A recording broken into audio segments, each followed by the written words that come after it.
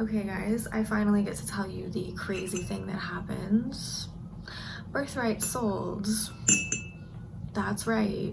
It sold at the gallery, and a couple days after the show that I brought you guys to in the last video, James called me to tell me the news. He also told me that although he cannot reveal the identity of the collector who bought it, the collector has apparently requested a detailed explanation of what this piece means. And I'm so grateful that I met Mattea and that she already explained it perfectly, so I don't have to. Hi, I'm Mattea. I love your artwork. Thank you. Okay, so I don't even know where to begin. So in this video, Mattea is going to explain my biggest and most complex work, and also my biggest piece to sell yet. So I'm gonna let Mattea take it away. Actually, first, before I do that, I just need to say one thing. I just need to tell you one more Kasha Urbaniak quote. Everyone secretly longs to worship the feminine. Deep down, everyone secretly longs to worship the feminine. And that's all I have to say right now. Oh my gosh, this gave me chills. Each of these men is doing something to just kind of cater to this woman, and the look on her face is absolutely hysterical. Like, this whole situation, I love it. The fact that he's pouring wine into her glass, her feet are on his back. Like, I can't even begin to tell you how like, I don't know, I'm just enamored with this. It's beautiful. Thank you so much. Are you a curator yourself? I appreciate that. I'm just a university student. I work for Jamie. I'm just Oh, that's awesome. Yeah, but I love artwork, and like this is so up my alley. Like it's just, I don't know, like, the mountains behind, and how the mountains almost look like the ears and the horns on these guys' heads. Like, did you do that on purpose? Originally, the idea was that there's so many pictures throughout history of men with harems of women. Yes. So I wanted to flip it. To flip the gender roles. I love it. What I find really cool is that, I mean, in the same vein that this guy is part horse and he could just run away, and this guy has wings and he could just fly away, they're instead serving this woman rather than escaping, even if they're capable of that. That's true. Yeah, I never thought of that. They prefer to serve the woman. Be honest, there's a table for her. Footstool. Yeah, I find that funny. Yeah, because it's like, at least all these other dudes are like doing like human things, you know, but like this dude is literally just a table. I love how like gorgeous these women are, and like just the contrast of how gorgeous like she is, and like how weird the men are.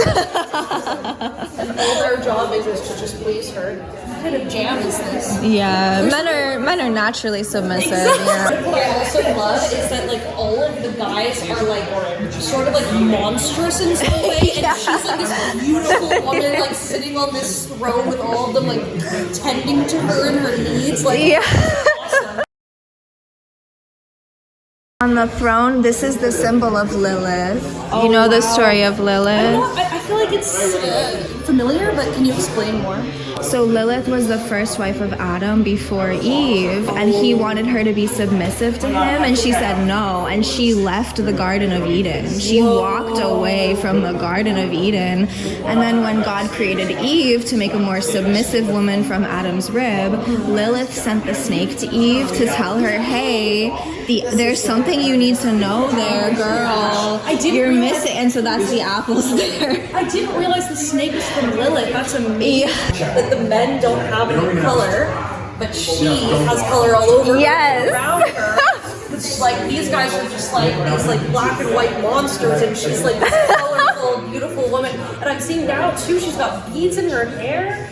And is this like a, what is this, like a sort of scarf thing that she's sitting on? I really like that. It was supposed to be like a Jewish prayer shawl. That's awesome! But like a different version of Is it. she Jewish in this kind of story, sort of? In the Jewish mythology, Lilith was demonized, and they were like, "Oh, she's evil. She's this evil demon." But she was an ancient Babylonian goddess. She existed long before Judaism, before any of the Abrahamic religions. Oh my god, that's incredible. She's a strong woman goddess, dark, feminine. Power. And I love that he's buffing her nails here too, because it's like that's also a job that's like usually done by women, right? So it's like I really love how much it's turning the table. One of the best things about art is that the person looking is not the artist, so they're interpreting things that you didn't even mean to have there as well. Yeah, it's just awesome. Also, this is like, you know, maybe, I don't know if you were telling this, but like the whole Jewish prayer shawl, this looks like the Christian cross, this looks like Islam for the moon, and it's sort of like a trifecta of like the three major Abrahamic religions. Oh, that's true. Yeah, and like the boom, boom, boom in the throne. But yeah. And the title is Birthright. Yes.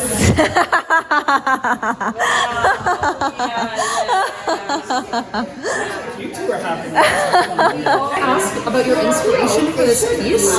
Yeah, absolutely. So I actually am a graphic novelist, so all my work has story as well. So cool. Yeah, it's story too? Yes. It's on my Patreon. I can totally. It's free. It's totally free. I can send it to you. Yes, it's like an ongoing graphic novel, and it's all the same character. Oh, I need to get this graphic novel. So are you saying it's an online graphic novel? Yes. Are you ever gonna like print it in publishing? I really want to. If you do, I would seriously buy that. Like I would go through and read the whole thing. Like The other thing that I will say is that in contrast to the Virgin Mary, who I was so adamant about showing, this piece is very dark feminine. The Virgin Mary is very light feminine, and this piece is very dark feminine, and I was allowed to show this one, but I was not allowed to show the Virgin Mary. And it's interesting because both of them are topless. There's sexual activity happening in both of these pieces of some kind. But for the dark feminine, it was okay to show that. And for this Virgin Mary light feminine, it wasn't. So I just found it to be interesting. It's just notable.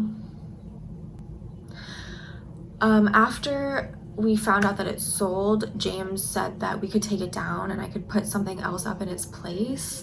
But the thing is, I have not made anything else of this caliber since I finished this back in November. I haven't made any other large works since then, and I really don't want to put up something lesser in its place, which means I gotta get to work on the next big piece. And now that the bar has been raised, I can't be slacking anymore. And to be quite honest, I have too many ideas right now and I don't know which one to pick. Like, I actually don't know which one is the most urgent. So this situation is forcing me to pick something and do it. But if I don't pick it in the next week, I'm gonna get sidetracked again, and these ideas are not gonna come out, they're gonna get stale. So I have to move. So I will keep you guys posted on what we decide to make, and I will show you some drafts in the next video. In the meantime, if you're interested in any merch, I have prints, postcards, and bags of this piece available in my shop. So head on over to the sites and make sure you join the email list while you're there so you don't miss any important updates. And I will see you next week. Toodles.